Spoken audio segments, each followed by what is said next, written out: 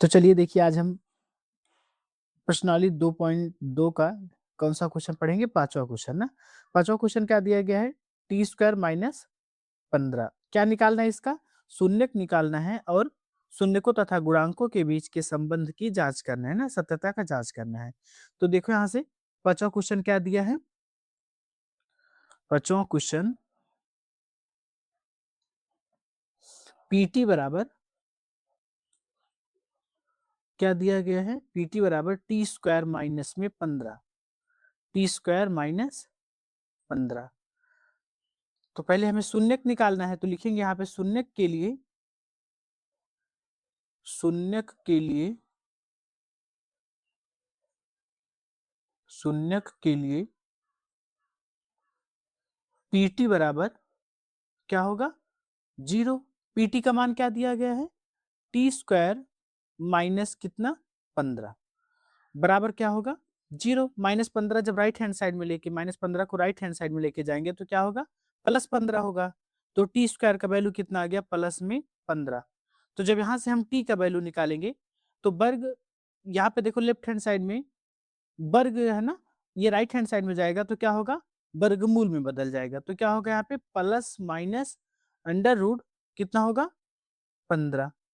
यहाँ से देखो टी का दो मान आया, एक प्लस में √15 और एक माइनस √15। तो हम लिखेंगे क्या? अतः प्लस √15 कामा माइनस √15 बहुपद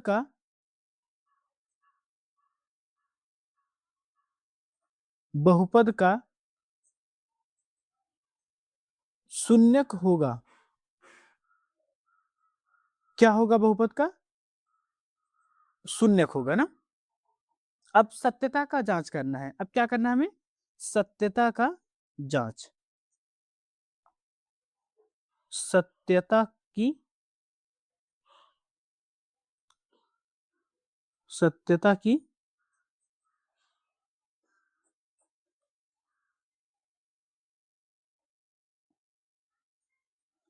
जांच।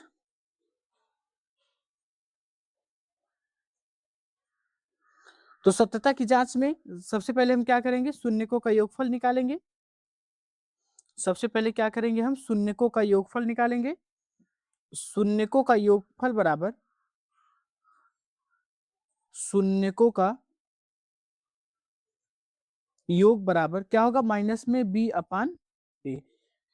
शून्यकों का योग, शून्य कौन कौन सा है? -√15 प्लस √15, शून्यकों का योग। तो प्लस में √15 दिया गया है और हमें जोड़ना है किसको? -√15 को। बराबर माइनस बी का वैल्यू कितना दिया गया यहाँ पे? 0। ए का वैल्यू टी स्क्वायर के साथ में क्या लिखा गया है? 1 ना। तो ए का वैल्यू कितना होगा? 1। प्लस माइनस कैंसिल हो गया, 0। ये किसके बराबर आ गया? 0। दोनों आपस में बराबर आ गया ना, 0 बराबर 0। अब क्या करना है? शून्यकों का गुणनफल निकालना है ना। शून्यकों का गुणनफल, शून्यकों का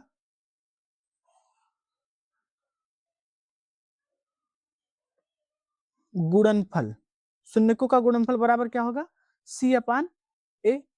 शून्यकों का गुणनफल, पहला शून्यक प्लस √15, दूसरा शून्यक -√15 बराबर सी का वैल्यू कितना दिया गया? -15 और ए का वैल्यू कितना है? 1।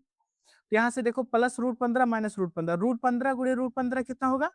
15 हो गया, माइनस लिखा गया, -15 आ गया। ये किसके बराबर है? -15 के। ये भी बराबर आ गया दोनों। समझ में आए? सत्यता की जांच में हमें क्या करना रहता है? शून्यकों का योगफल निकालना रहता है और शून्यकों का गुणनफल। समझ में आया सबको? अब देखो दूसरा क्वेश्चन क्या दिया गया है?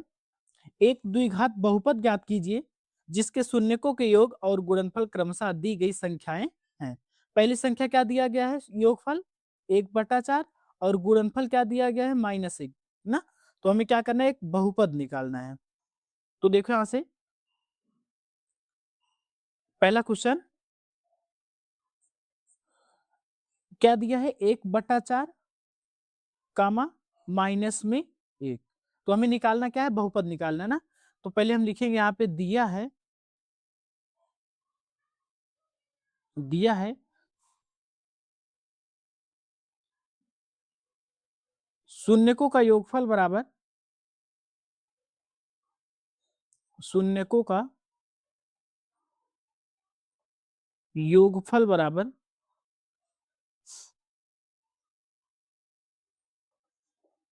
बराबर क्या दिया है 1/4 और शून्यकों का गुणनफल किसके बराबर दिया गया है शून्यकों का गुणनफल बराबर क्या दिया है -1 ना। तो शून्यकों के योगफल को हम अल्फा प्लस बीटा से प्रदर्शित करते हैं शून्यकों के गुणनफल को अल्फा इंटू बीटा से। तो क्या दिया है यहाँ पे शून्यकों का योगफल क्या होगा माइनस में बी अपान ए बराबर क्या होगा 1/4। ये दोनों परिमेय संख्या आपस में बराबर हैं तो ए का वैल्यू कितना आएगा 4 और बी का वैल्यू कितना आएगा -b बराबर कितना आ गया 1। माइनस से दोनों तरफ गुणा कराएंगे तो कितना आएगा ये माइनस से प्लस हो जाएगा ये प्लस है तो माइनस हो जाएगा। बी का वैल्यू कितना आ गया -1। अल्फा इंटू बीटा बराबर क्या होगा सी अपान ए बराबर क्या होगा -1। अब देखो यहाँ पे हमें ए का वैल्यू मिल गया बी का वैल्यू मिल गया तो सी का वैल्यू निकालने के लिए हम क्या करेंगे यहाँ से ए का वैल्यू जो है वो यहाँ कहाँ पे रखेंगे समीकरण 1 में। तो हम लिखेंगे ए का मान समीकरण ए का मान समीकरण 1 में रखने पर 1 में रखने पर तो सी अपान ए बराबर -1 यही दिया गया ना समीकरण 1। तो सी का वैल्यू कितना है सी अपान ए का वैल्यू कितना रखना है 4 बराबर क्या होगा -1। तो 4 का मल्टीप्लाई जब -1 में कराएंगे तो कितना आएगा सी बराबर क्या आ गया -4। यहाँ पे देखो ए का वैल्यू कितना आया 4 बी का वैल्यू -1 सी का वैल्यू 4। अतः अतः द्विघात बहुपद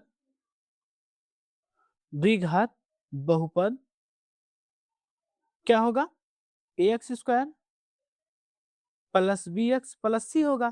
तो a का वैल्यू कितना आया 4 a के स्थान पे 4 रखेंगे 4x²। b का वैल्यू -1x और c का वैल्यू -4। ये क्या आ गया द्विघात बहुपद आ गया। समझ में आया सबको।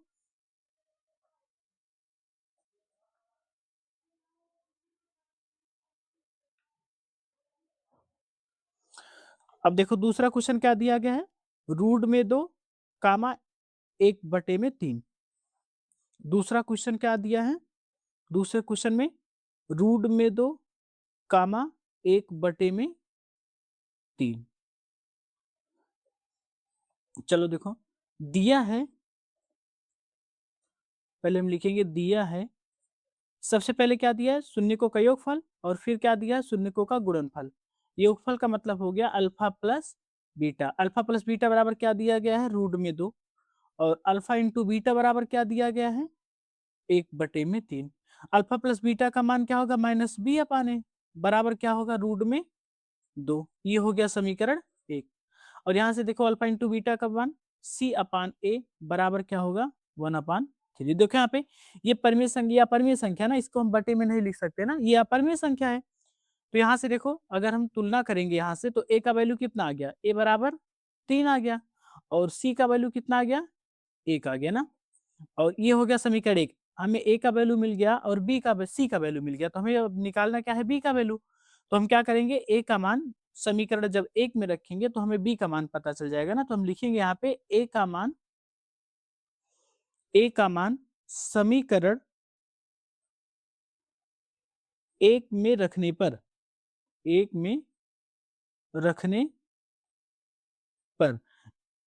तो माइनस में b अपान a का वैल्यू कितना दिया गया 3 बराबर क्या होगा √2 गुणा कराओ इसका 3 का जब √2 के साथ हम गुणा कराएंगे कितना आएगा 3√2। यहाँ पे देखो माइनस लिखा है ना दोनों पक्षों में माइनस से गुणा कराएंगे तो ये माइनस है तो प्लस में बदल जाएगा और ये प्लस है तो माइनस में बदल जाएगा। ये आ गया b का मान a का मान मिल गया b का मान और c का मान। अतः बहुपद द्विघात बहुपद द्विघात बहुपद, द्विघात बहुपद क्या होगा, ax square plus bx plus c है। तो यहाँ से देखो a का वैल्यू कितना आया है 3, a के स्थान पे हम 3 रख दिए, और b का कितना है -3√2 x हो गया, और c का वैल्यू कितना आया है 1, तो ये क्या हो गया, द्विघात बहुपद हो गया। तो हमें क्या निकालना था, द्विघात बहुपद। तो ऐसे क्वेश्चन हमें दिए रहेंगे, शून्यकों का योगफल और गुणनफल, तो हमें निकालना क्या रहता है, द्विघात बहुपद। तो इस तरह से हम सॉल्व करेंगे। समझ में आया सबको?